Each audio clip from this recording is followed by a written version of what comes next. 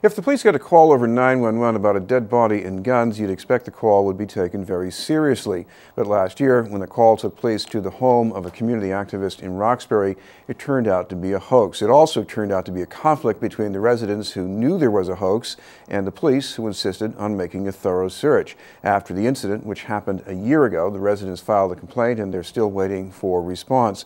They're with us tonight. We'd like to welcome Donovan Walker and his wife, Nancy Walker. Thank you very much for being with us. Thank you for having us. I want to say, who was the first to answer the door when this? I was. So what happened? But she was directly behind me. Right. Basically, I knocked, well, let's go from full scope. We were sitting there having a cup of tea in the living room, and we heard some rustling and running around outside. So I decided to go back to the bedroom and look out the window. And I saw about 5 or 6 police cars with about 6 or 7 police officers coming up the street with their guns drawn. Went back in the living room and told my wife, get dressed. It looks like the police are coming to the building. Something's going to happen. I don't know what. So we heard the banging on the door in the front and the sides and the windows. So we went to the door, opened our first door, then went to the vestibule and asked, who is it? They said, Boston Police. So we opened the door, and he says, well, we got a 911 call for dead bodies and guns. And she was behind me, and I looked at her and I said, we got no dead bodies or guns here. And it's just us having a cup of coffee. And they said, well, we have to come in and search. I said, well, I'll let one of y'all come in and search because we ain't got nothing to hide. So then the officer said to me, he says, we can't come in by ourselves. So I said, well, you could take this guy with you. So 2 of them went in accompanied by my wife. And it was about 8 or 9 others. 3 of them stalked right in my hallway in the vestibule area between both doors. So they're already in my house. And there's 3 of them, then there's 3 or 4 more, and then there's some on the porch. Yeah. And I'm having a dialogue with a little short Caucasian officer. And then there's a black officer right behind him. And they're telling us, yo, you can't stop us from coming in your house. I said, listen to me, I don't need y'all tracking that snow and dirt. I'm not getting y'all not gonna clean my carpet. And no, I got 5 rooms. This will be done in a second. Subsequently, the officer said to me, we're coming in there. And I said, no, you're not. This is my house. I run things. He says, oh, we're coming in. You know who we are? And then the black cop steps in front of him and says, listen, man, you can't talk to us like that. I said, man, this is my house, and you ain't coming in. And he says, oh, yes, I am. He put his forearm straight into my chest and drove me backwards. My foot hit the door.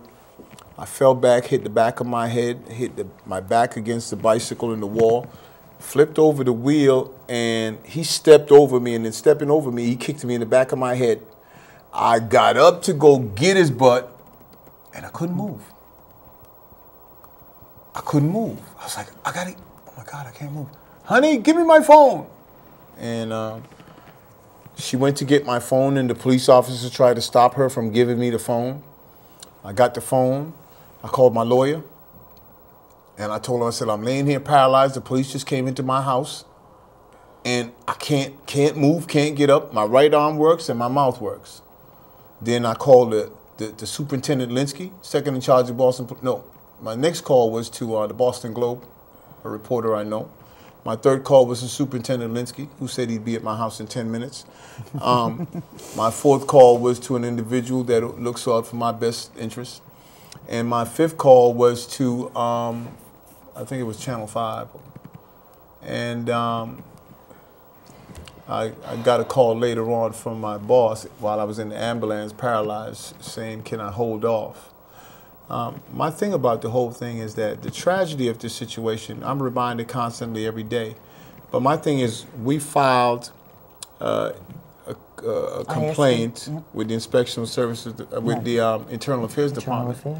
And we have not heard anything from them in 11 weeks. 11 months. 11 months, 3 weeks, and 4 days. And tomorrow will be the anniversary of my being raped of the common decency in place that I used to have and the peacefulness in my home.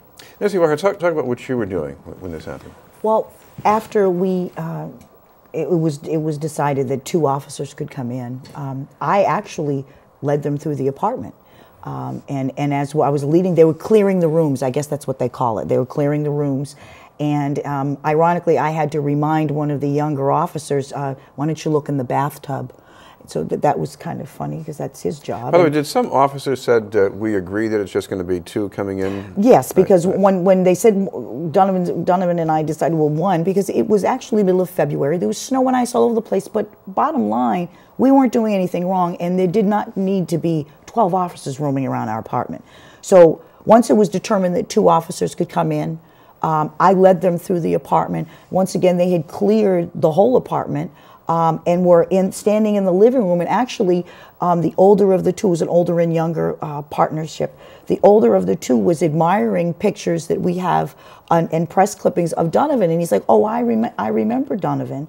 But the part that bothers me is that when this black officer decided to brutalize my husband, I actually met him down at the second room, and I said to him, "There was no need for you to do that. Why are you doing this? I want your badge number and your name." And he said to me, "Oh, I recognized your husband from all the community meetings." Because I said to him, "He's a good guy. How could you do this?" But my issue is that we filed a report. They came, Johnny on the spot, that following was March, end of February, beginning of March. They came. They tape recorded everything. They said to me, I got their business cards, and they said to me, "We'll be back to you in 4 to 6 weeks." And I said, "I understand there's a turnaround." But I said, "How soon should I hear something from you?" Yet to hear anything. It's sad, and it's something that needs to be addressed, that the police can do whatever they choose to do.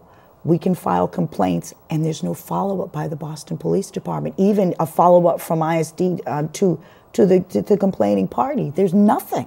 So that, I mean, and I'm sure they know that, they being the police officers, the wrong ones, the bad police officers know that. So they can basically run roughshod because they know that there's no accountability. There's nothing that they have to answer to. And if there is, it's not a speedy process. There was something I think I saw on the Globe about Superintendent Linsky coming to at least talk to you or say stayed something. with my wife for 55 minutes Right, while I right, went to the hospital because my wife could not be left alone at the time. Right. He stayed till my daughter got home because I had back surgery. she'd had back surgery, could not stand up longer than 5 minutes. And that's another problem why, they come in looking for a dead body and everything, but yet they stopped and held my wife hostage in the living room from assisting me, continuously. And my thing is, after they searched my house, they were still in my house for 55 minutes. There was no need. In 60 seconds, you can go through my house and find all the rooms. But they were still in my house. I was incapacitated. But, and then the inconsideration. My thing is, while laying there on the ground, the attitude and conduct of the officers. "Oh, get up, you ain't hurt." Trying to pull him up off the One floor. grabbed my arm and tried to yank me. And I think it was another officer said, "You don't want to do that if you can't move." But it was just, You ended up leaving and I still have vivid images of my husband being taken out with a neck collar on a backboard, and they had a hard time rolling him onto the backboard. And it's something that when I wake up every morning, and we were just talking about it, you walk by that spot, it's like, okay, this is where I was, and we laugh and joke because laughter is a form of therapy, but something has to be done. I mean, really, within the Boston Police Department to at least speed up the process or make victims feel like that there's a sense of accountability by the police department to us. Well, I will tell you this, Chris. My main focus and purpose is if this happens in our home and there is no response, consideration, or concern for what happens in my home, then what happens to all types of folks who get pulled over in traffic stops? The young men and people who get pulled over, the cops come out to get out their cars and frisk them. I've spoken to young men who have been put in a situation where mentally they've been traumatized. When a cop pulls up on you, tell you to drop your pants and start feeling under your underwear and reaching in your groin and trying to find if you have drugs, but you're being violated. I mean, what the police officers do to young men out there is take their civil rights. Because if I go and grope somebody, I will get filed with a sexual charge. You have officers who make it a daily routine to pull young men over and frisk them. And it gets real personal. And yes, you filed a complaint now. You're still waiting for some real no accountability from the police department. And my point is this: the mayor, this is a mayor problem, because the mayor is our leader, and the mayor is responsible for selecting that commissioner who only totes the blue line. We, the people, have no concern, value. Well, in Roxbury, Dorchester, Mattapan, I'll say, because if this happened to somebody in Back Bay, or this happened to a Caucasian person, they would have followed through. So what's the next step? The next step is we're going to be having a press conference Thursday at 11 o'clock in front of police headquarters. We'll be having a rally from 11 to 12, and we'll be having a press conference. We have a few like-minded individuals who have been transgressed by the police, and we want to just have them document this story. It's going to be media covered. But what we're doing is, for the next 28 days, we're going to be putting out police brutality in all forms, Boston police brutality. But I've been driven now because of what happened in New York last week, where those police officers chased the kid. He got in his house. They kicked down the door without a search warrant, went in the house and shot the kid, thought that he had a gun. And he didn't. And that is what I'm trying to say, that there's a police rampant perspective and value towards people that is totally unacceptable. I mean, if I know I can do anything and never get in trouble, then what am I doing?